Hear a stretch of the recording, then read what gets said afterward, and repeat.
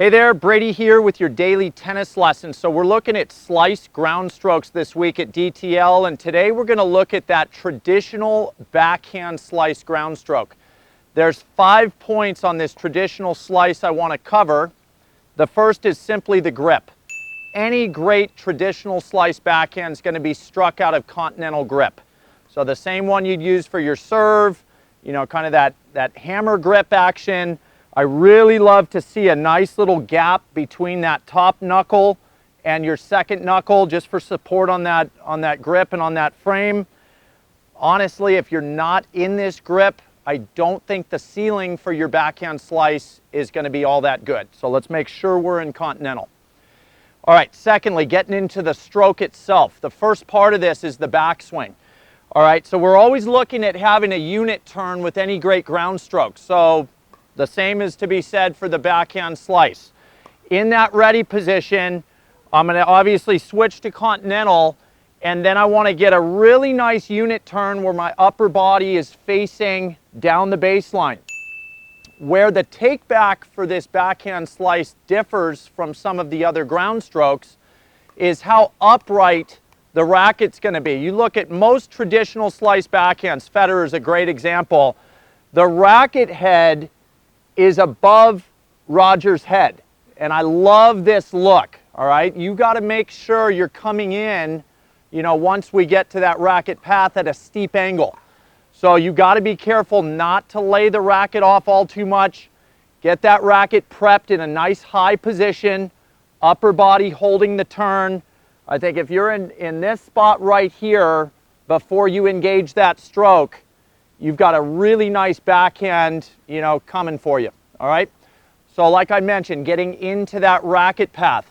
The fact that I'm this upright in the backswing means the racket needs to come steeply down to impact, all right? And this is really important. We don't drop that racket out the back and take a racket path that's more shallow or more level.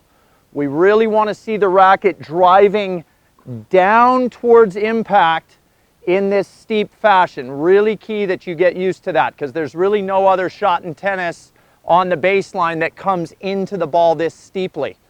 All right, and now that steep drop brings us into impact, and this is where I think I can clear up a lot of you know, misconceptions about the backhand slice. You know, you're feeling that you're going to get some underspin with that traditional backhand slice, and therefore a lot of players come in and think, well, underspin, I better get my strings pretty open. And if we shallow those strings out too much at contact, the ball's going to pop up too much, and that is a very ineffective slice. So at impact, you will see, I'm going to slow down a couple swings later, my strings are going to be almost flush on that ball. If they're slightly open, not a problem, but we want to get this feeling that that racket at contact is really biting at the ball or grabbing the ball in this fashion, not this laid out fashion. This more, you know, square contact point is going to show you a lot more zip on that backhand slice, all right? And now once that contact's achieved in that square fashion, now is where you can start to let that racket start to lay more open. In a traditional backhand slice finish, Mark, can you throw me a ball real quick, please? I love to see players being able to hold that finish with a ball on their strings if need be, all right? We don't want to continue, you know, down all that much on a traditional slice. We'll see some variations later in the week.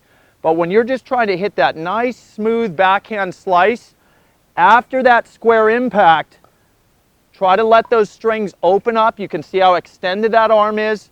I could put a ball on that racket, and the only thing we're missing now is this non-dominant hand. Be very careful that you limit the use of that non-dominant hand. You see a lot of players try to just focus on this right side or this dominant side, and you'll see a pretty good finish, and this left arm, this non-dominant arm's either just hanging in or hanging down. Look at some of the great slices of all time. You're going to notice a balanced out finish. We're going to see as that right arm goes, the left arm extends back. So if I do that in unison, you can see how extended back I am. That gives me a great feeling of release forward because I'm pulling. It's all equal and opposite, both directions.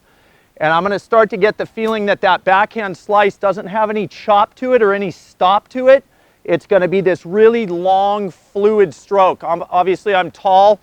It's magnified with me, but let's go ahead and have a look at a couple of these traditional backhand slices. Grips obviously set. You'll see that nice high position. Good steep drop into impact, which is square, and then this nice flush follow through.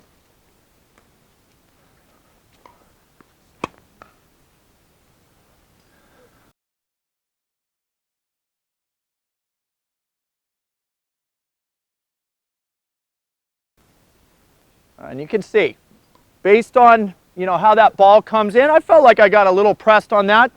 As I come through that racket, while still open out here, I didn't hold it straight away. Like I said, we're going to see some variations later this week, but I think I hit on all 5 of those points. In those swings, don't feel like it's got to be this perfect straightforward direction on every single slice, but make sure as you finish, we're in balance, everything out and extended. I think you're going to start to hit that traditional backhand slice really nice, okay? And that's all I got for you today. Hope that was super helpful. Please click like below this video. And if you have not subscribed to our channel yet, please do so. As well as check down below me in the description of this video. You'll find the link to 3 free courses that Mark and I have put together. I think you'll find those really helpful as well. All right, so until next time, be well. We'll see you soon at Daily Tennis Lesson.